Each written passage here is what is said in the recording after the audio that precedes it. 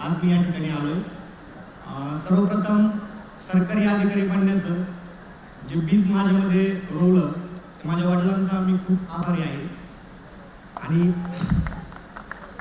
त्याचबरोबर निस्वार्थीपणाने कुटुंबाची सेवा करणारी माझी आई, तिचे देखील मी आभार मानतो. मित्रांनो, तुमच्यासारखा सर्वसामान्य मुलगा मी आहे. असंच मी कार्यक्रम अटेंड केलेले आहेत तुमच्यासारखे आणि स्वप्न पाहिलं होतं की मी एक दिवशी स्टेजवर जाईल. आज मी या ठिकाणी तुमच्या समोर उभा आहे. स्पर्धा परीक्षेमध्ये करिअर करायचं हे खूप अगोदर लहानपणीच ठरवलं होतं. 9वीला असताना मी प्रॉपर अहमदनगर जिल्ह्यामधून पाथरी तालुक्या या ठिकाणी गुन्हेगाव येथील आहे. अहमदनगर आणि सोलापूरचेच विद्यार्थी जास्त दिसत आहेत. दुष्काळी भाग असल्यामुळे.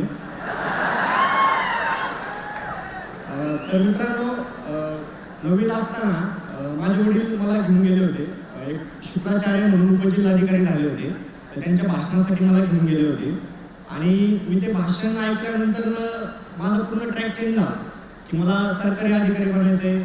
आणि वडिलांसोबत, वडील माझे पत्रकारिता क्षेत्रामध्ये आहेत, तर वडिलांसोबत मी कायम सरकारी कार्यालयामध्ये वगैरे जायचो, सरकारी अधिकारी पाहायचो, पोलीस युनिफॉर्म पाहायचो. तर ह्या सर्व गोष्टी माझ्या मनामध्ये लहानपणीच वडिलांनी रुजवल्या होत्या. माझ्या वडिलांनी स्वप्न पाहिलं होतं PSI बनण्याचं, परंतु ते त्यावेळी बनवू शकले नाही. ते स्वप्न त्यांनी माझ्यामध्ये पाहिलं आणि आज मी DYSP झालेलो आहे.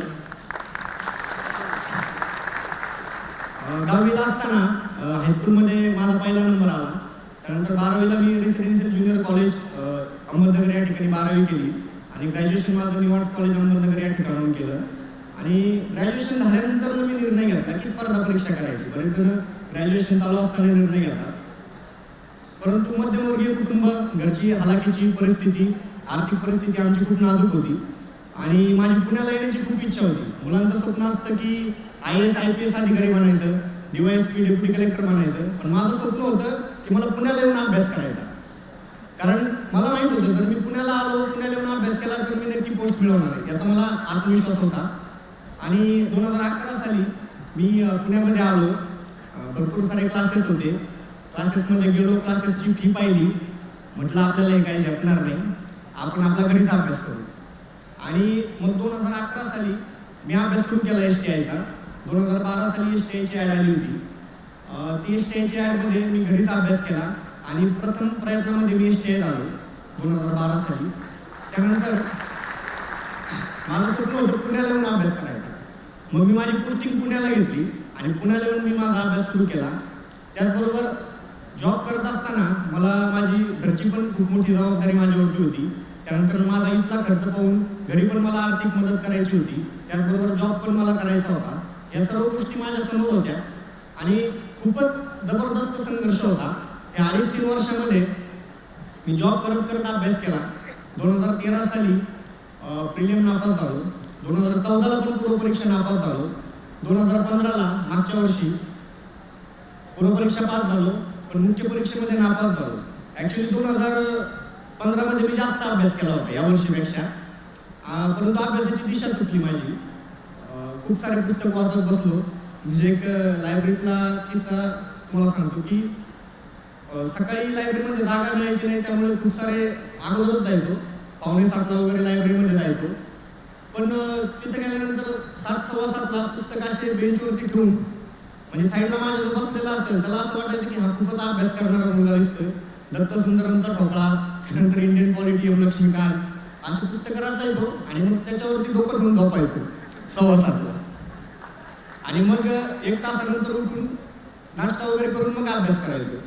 आणि खूप अभ्यास केला. 2015ला म्हटलं की नाही, क्लासरूम व्हायचंय आता. खूप कमी जागा होत्या, ओपनला 5 जागा होत्या. पण मी मित्रांना म्हणायचो नाही मी होणार, क्लासरूम होणार. मित्र असायचे म्हणजे जेवढ्या कमी जागा आहेत कसं काय होणार, पण मला कॉन्फिडन्स होता. परंतु दिशा चुकली. 2015 साली मुख्य परीक्षा नापास झालो. 2016 साली खूप अभ्यास केला.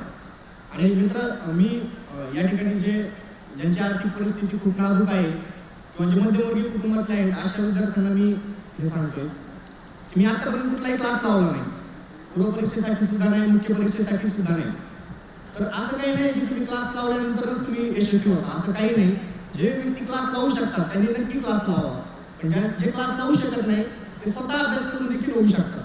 हे उदाहरण मी तुमच्या समोर आहे.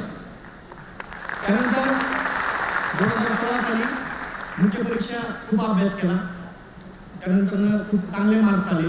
आता इंटरव्ह्यूसाठी काय करायचं, तर मला माझा चुलत भाऊ अनिकेत ढोले यांनी सांगितलं की मनोहर भोळे सरांकडे तू जा. मनोहर भोळे सर मला माहीत पण नव्हते. मग मी मनोहर भोळे सरांना मेसेज केला व्हॉट्सअपवरती की सर मला यायचं आहे तुमच्या ग्रुपमध्ये. तर सरांनी मार्क्स वगैरे विचारले. म्हटले सर मला भेटायला या. सरांना भेटायला गेलो आणि सरांनी माझे मार्क्स पाहून सर म्हटले भाऊसाहेब तुला DYSP मिळणार. तर त्यानंतर माझ्या मनामध्ये कॉन्फिडन्स निर्माण झाला आणि मी खरंच भोळे सरांचा खूप आभारी आहे की त्यांनी मुलाखतीसाठी खूप चांगलं मार्गदर्शन केलं. आणि युनिक अकॅडमीचा देखील खूप आभारी आहे की मुलाखतीसाठी सगळ्या सोयी त्यांनी आम्हाला उपलब्ध करून दिल्या.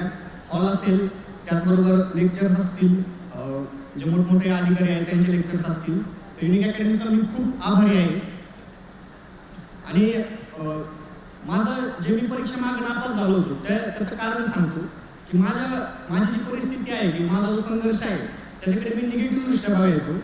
यावर्षी मी ती पॉझिटिव्ह दृष्ट्या घेतली की नाही आपल्याला हे करायचं आहे ते आणि आपल्याला दुसरा ऑप्शन नाही आहे. तर मी पॉझिटिव्ह दृष्ट्या ते घेऊन अभ्यास केला आणि म्हणजे तसं पाहिलं तर मुलाखत माझी पहिलीच होती. पहिल्या मुलाखतीमध्ये माझी आज निवड झाली DYSP या पदी. आणि DYSP बनायचं हे स्वप्न होतं ते माझं आज या ठिकाणी पूर्ण झालंय. तर मी सर्वांचे आभार व्यक्त करतो. मनोहर भोळे सरांचे परत एकदा आभार व्यक्त करतो. धन्यवाद. धन्यवाद.